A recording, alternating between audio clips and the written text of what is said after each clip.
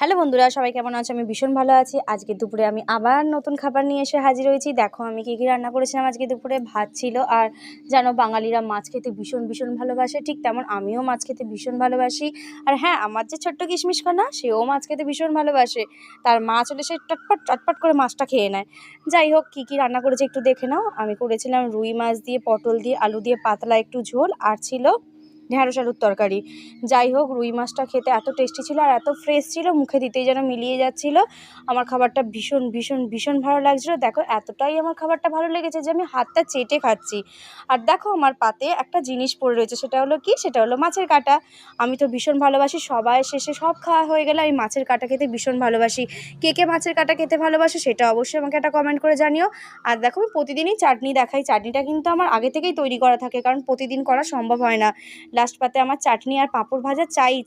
যাই হোক, খাবারটা আমার কমপ্লিট হয়ে গেল। আমার ভিডিওটা কেমন লাগলো অবশ্যই একটা লাইক শেয়ার কমেন্ট করে জানিও। টাটা বন্ধুরা, ভীষণ ভালো থেকো, বাই।